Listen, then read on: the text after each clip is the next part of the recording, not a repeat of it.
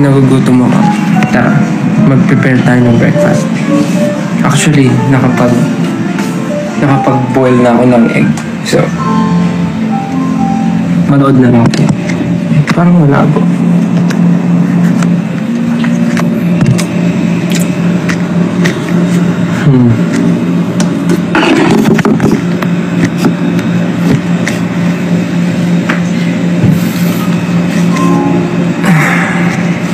Naririnig ba ako ng malinaw?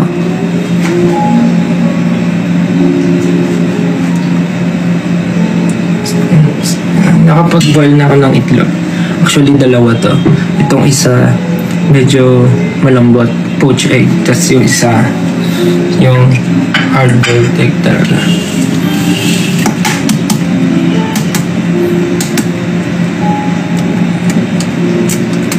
Wait lang, balatan ko lang yung itlog ko. Ito. Magbabalat lang ng itlog.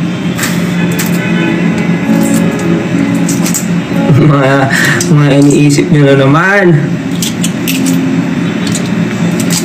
Hello po sa 2K na nanonood. Malinaw po ba yung boses ko? Am I clear?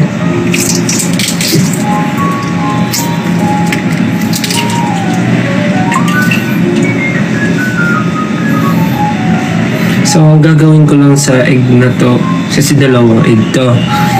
Yung isang egg, yung dalawang egg, kakainin ko lang siya ng ganon.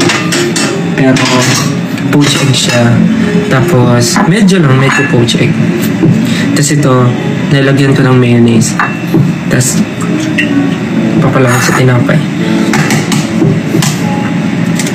Kayo, anong breakfast nyo? Yung mga may pasok, ingat kayo today. Mga may work, school, ingat kayo today.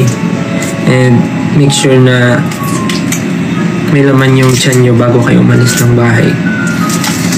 Kasi mahirap mag-travel or kumilos ng gutom.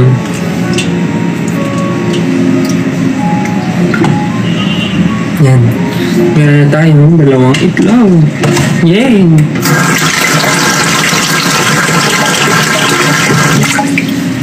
Kain na din kayo.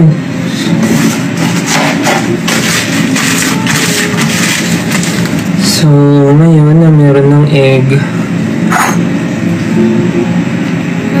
Nilagyan natin ng mayo.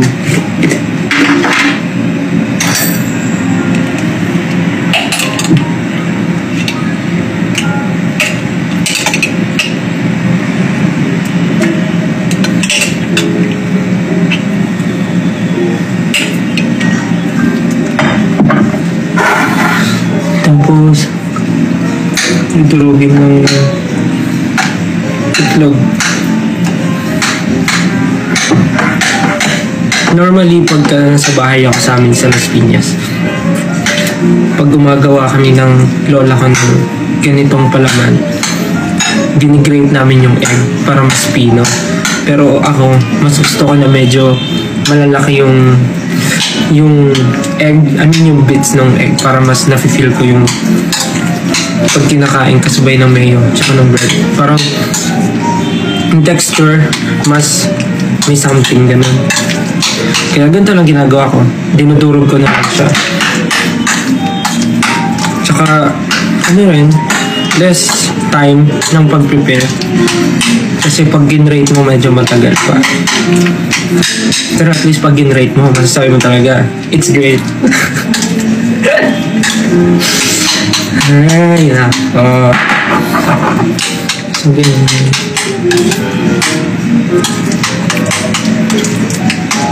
Mag-quiz dapat ako. Hindi mag-quiz ka!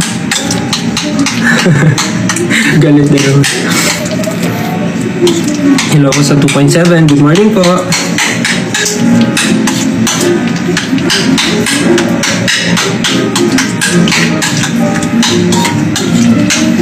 So, I guess okay na to. Ako talaga, normally, hindi ako naglalagay ng salt and pepper. Ito. Pero nakikita ko sa mga gumagawa. naglalagay sila ng salt and pepper. So, pwede ko naman siya i-try.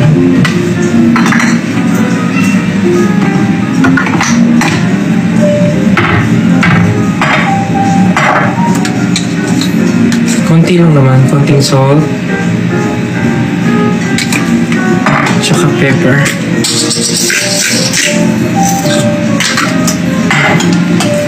Ano pa dami ata.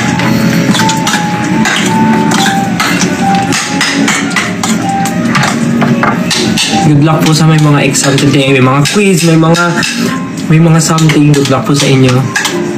Ingat kayo today and have a nice day. Yan. Tapos syempre, kailangan may tinapay ako dito.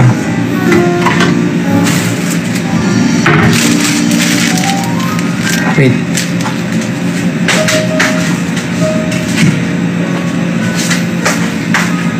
Nilagay ko lang sa table kasi pwede na ako kumain. Pati ng dalawang semi-poached egg.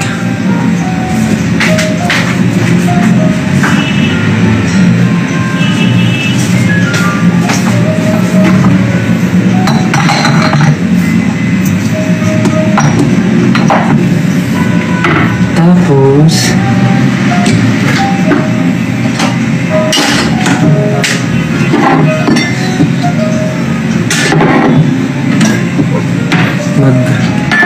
gatas ng tayo din.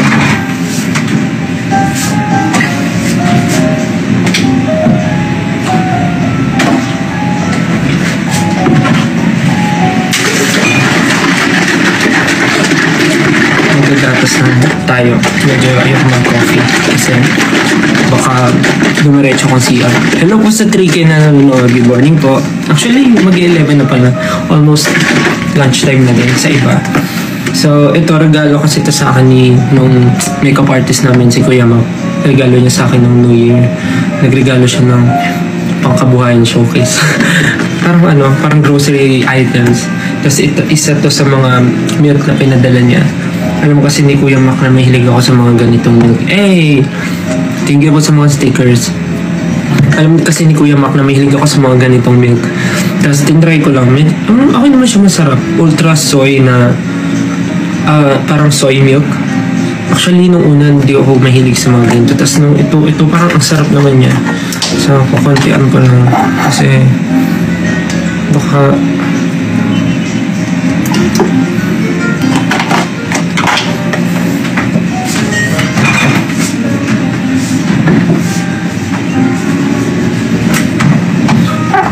Let's go! May pimple ako, ha? Sa baba.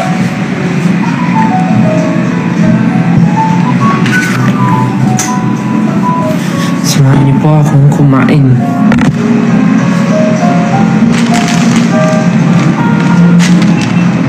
Oh, 3.8 na agad. Hello po. So, ito po yung... So, ito po yung ginawa kong egg with mayo, with salt and pepper.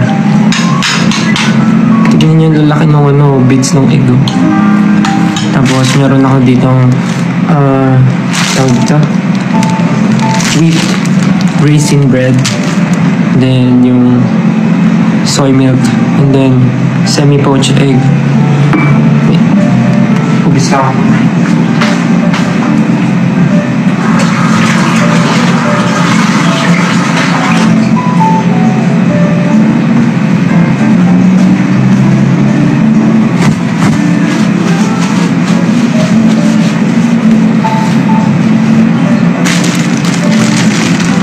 Kain po tayo.